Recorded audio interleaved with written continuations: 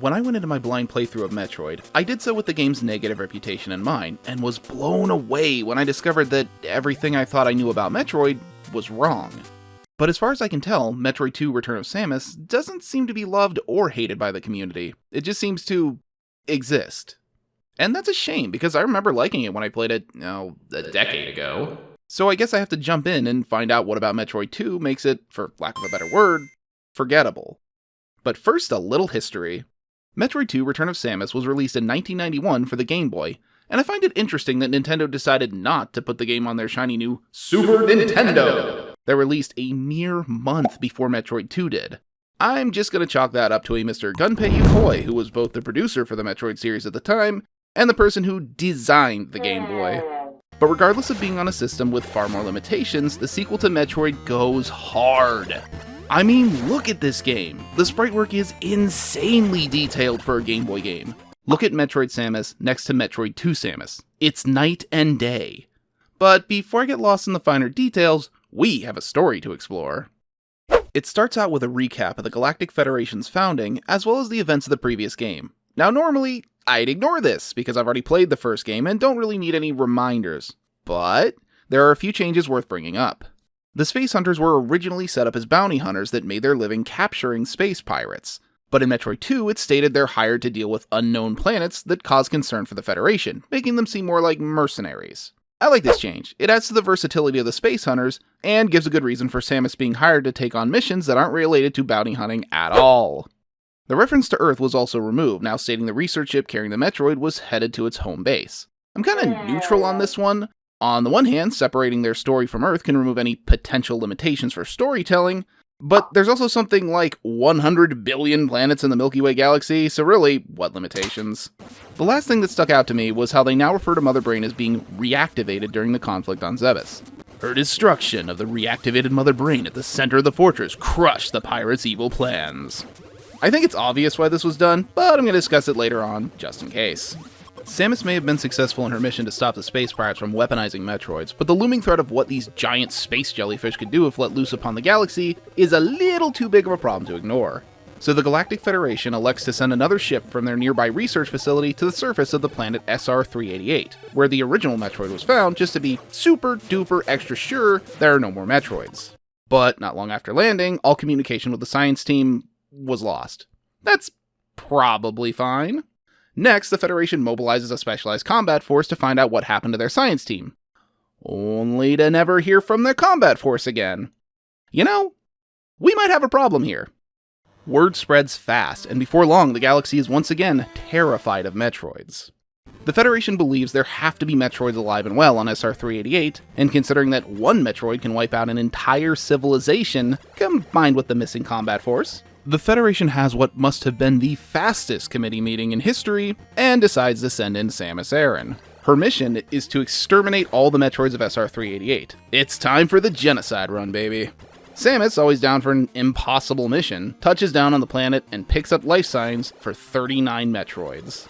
The Metroids of SR-388 are going through a multiple-stage metamorphosis: Alpha, Gamma, Zeta, and Omega. Each form is more dangerous than the last, and luckily, don't require the Ice Beam to defeat. Samus, how did you manage to forget the one weapon that can make Metroids vulnerable when going to an entire planet of Metroids under orders to exterminate them? Somehow, Samus is able to dispose of all but one Metroid, and when closing in on the last life sign, suddenly, 8 more Metroid signals are detected. These are freshly hatched Metroids and still in their first form, but they might be the most dangerous since they can't be defeated without the Ice Beam. But Samus isn't slowed down by these Metroids and finds her way to the source. The Queen Metroid has been busy repopulating SR-388, and Samus isn't having any of that. So she takes the Queen out and continues on to the last Metroid egg, which hatches a very small Metroid. Samus doesn't attack the baby, and it doesn't attack her either. Maybe sensing a bond with the newly orphaned creature, or maybe realizing the potential a tame Metroid presents, Samus decides to bring the baby Metroid with her, which technically means she failed her mission. Wonder if that's a first for her. The story of Metroid 2 may be simple and straightforward, but there's a lot of fun little details if you're paying attention. Like, all the enemies in this game except the Metroids are completely new creatures. You know, it's little touches like this that really show the developers were passionate. I mean, I don't think anyone would have complained about them reusing enemies from the first game, but because Metroid 2 takes place on a different planet, we have an entirely new ecosystem. It's fantastic world building. And while we're on this subject, let's talk about the Metroids. I can only imagine how much of a shock fans must have had when they found the first Metroid only for it to transform into the alpha stage. Unless they read the manual first, then I guess it wasn't much of a surprise. Anyway, learning that the Metroids that gave Samus so much trouble were only the first of a 5-stage metamorphosis is really interesting. Until it becomes pointless because the first stage Metroids are the most dangerous. They latch on, are hard as heck to shake off, sap Samus' energy way too fast, move more quickly than a blob should be able to, and are only vulnerable when frozen by the ice beam. Every other Metroid stage doesn't need to be frozen to make them vulnerable. Sure, the bigger they get, the more missiles they tank and the more pain they dish out, but none of them can latch on and make Samus helpless like the OG first stage Metroids can. And what I can't shake about the whole affair is that they easily could have worked around this. The simplest thing to do would have been to tone down the first stage Metroids, slow down the energy drain, and make them easy to shake off. They'd still be annoying, but making them less of a threat would help the new Metroid stages seem more threatening. Show that the Metroid Queen was acting in desperation by creating 8 new low-level Metroids to defend herself with. And give a direct feeling of Samus' growth to the player by having her easily fight off what were once the most dangerous threat she faced. Believe it or not, there is a sense of progression in Metroid 2. Beefed up graphics aside, Samus comes with some new moves and a larger beginning arsenal, starting this game with 30 missiles, the long beam, and the morph ball already equipped. She's also learned how to crouch and point her arm cannon down. And maybe it's the larger sprites, or maybe it's me, but it looks like Samus' suit got some spiffy upgrades.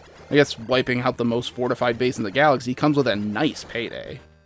I think it's pretty obvious the Metroid 2 team wanted to step things up from the first game, but working on a system with a monochromatic display would make it nearly impossible to design a maze-like game. If you thought navigation was difficult in the first Metroid game, just try to imagine that, but every tile set is exactly the same right down to the color. Okay, so make the progression linear. But then players returning from the first game are going to take notice if there's no sense of exploration. So what they did was break up the map into multiple areas that Samus explores sequentially. Each area has a number of rooms and hidden paths to find, with some central rooms being much larger than anything from the first Metroid, making for an isolated maze-like area to explore. And once you manage to track down and eliminate the Metroids in one area, the next area opens up. The non-linearity wasn't the only thing that was cut down though. Metroid 2 has some hidden paths to be sure, but not nearly as many as the first game, and none of them are required for progression, so I highly recommend playing this game without a guide. The final boss is another nice step up from the last game. Look, the fight with Mother Brain isn't difficult because of Mother Brain. It comes down to the area you can attack from being narrow, removing Samus' jumping ability combined with the ring enemies bombarding you endlessly. A final boss should challenge all the skills and abilities a player has gained throughout the game. The problem is, the Mother Brain fight restricts what Samus can do instead. There's none of that here though, it's just Samus and the Queen going head to head in a contest to dish out the most pain. Which is great! But the best advancements, hands down, are the recharge items and save points. No more farming enemies for drops or writing down unreasonably long passwords? Sign me up! But what about Samus? She has a strong start, but by the end of the game, does Samus surpass her previous strongest self? Yeah, I think so anyway. I mean, I don't think Samus is more powerful, since by the end of the game she's still struggling with basic Metroids and she's once again forced into the Ice Beam, but this Samus is far more versatile, having greater traversal options. And I guess it's as good a time as any to go through the list of Samus' power-ups. Missile tanks make a comeback and now increase Samus' maximum by 10, which is double the payload of the previous game. Energy tanks also return, doing the same thing they did last game, but Samus can only carry 5 of them, so that's a step backwards. I referred to them earlier, but there are big energy balls and missile batteries that fully replenish Samus' health and missiles respectively. They're unlimited use and scattered around multiple areas, including Samus' ship at the beginning of the game. Bombs are back, but all they're really used for is breaking specific blocks Samus' other weapons can't break. High Jump and Screw Attack do the exact same thing as the previous game, and the Varia suit returns with a new look, but is functionally the same. Here's a fun little fact for you. Did you know that Varia suit is a mistranslation of Barrier suit? Which, kinda makes sense for what it does. They actually tried to correct that error in the manual for Metroid 2. Barrier suit becomes enabled when Samus finds the Varia. It was a nice effort, but I think we know how that one turned out. Spider Ball makes the Morph Ball stick to the walls and ceilings, but can't help with spikes, while Spring Ball makes the Morph Ball bouncy. But the real game changer is a space jump, which, in theory, allows Samus to jump endlessly. I say in theory because the timing is a little strict. Once Samus begins to lose height from a spinning jump, there's a window to jump again. It's possible to chain jumps infinitely, but if you miss the timing, there's no second chances. Spider Ball it is. Of course, there are beam upgrades too. The Wave Beam and Ice Beam come back with no changes, Spazer is a spread laser, and Plasma is a concentrated laser beam. But really none of it matters, because to finish the game, Samus needs the Ice Beam. So get that and hold on to it.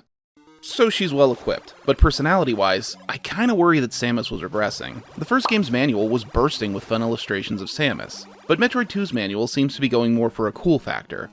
And while these illustrations are gorgeous, I miss the fun style of the previous game. Samus is still cheeky, though. Don't think I can't see that finger gun, you little scamp. Oh, and I suppose I should say that returning power-ups aren't really a problem at this point in the series, so I'll save that discussion for when it's relevant to a point I'm making. But forget about that for now. Let's cycle back to that thing about Mother Brain being reactivated. See, by insinuating Mother Brain was reactivated by the Space Pirates instead of created by them, suddenly the possibilities for the planet Zebes opens up. And there's a connection between Zebes and SR-388. In the first game, Samus gets her power-ups from these bird-like statues, but the manual doesn't tell us anything about them.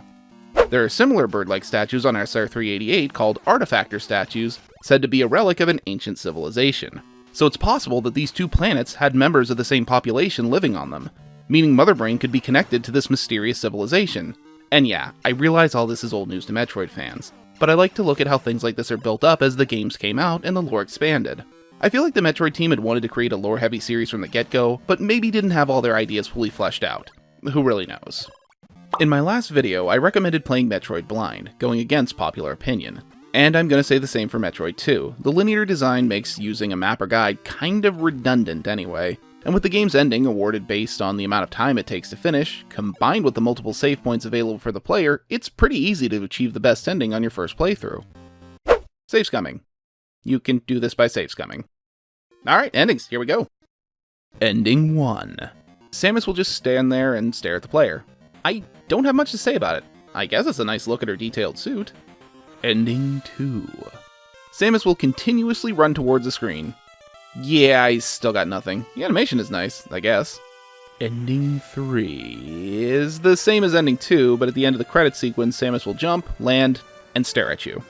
Ending 4 is the same as Ending 3, but when Samus lands, she will be undressed and take her hair down to blow in the wind. That's not a swimsuit. That's underwear. Plain and simple. It's cute underwear, though. Looks comfy. Metroid 2 is an impressive game for the Game Boy, but the Game Boy itself is so out of date, it's hard to recommend as a must-play. I'd say that it more than succeeds as a sequel, and Samus retrieving the baby Metroid is one of the most impactful events of the entire series. But nothing happens during the gameplay or within the new lore of the manual that are exclusive to this entry. If you played the first game and had a good time, absolutely, play Metroid 2 Return of Samus. But even if you're just curious, the game can be picked up digitally for a few bucks on the 3DS eShop. Well, it exists. At least it's clear now why this game falls into the "it's a thing that happened" category. Metroid 2 feels more like an advertisement for the Game Boy and future Metroid games than a standalone experience. And that makes enough sense to me. Metroid didn't sell very well, so having a sequel that could create interest in the series, as well as potentially drive sales of the hardware it's on, is a good way to get greenlit for a third game. And get a third game they did, one that would go on to be the most beloved game in the entire series. Guess I better go play it.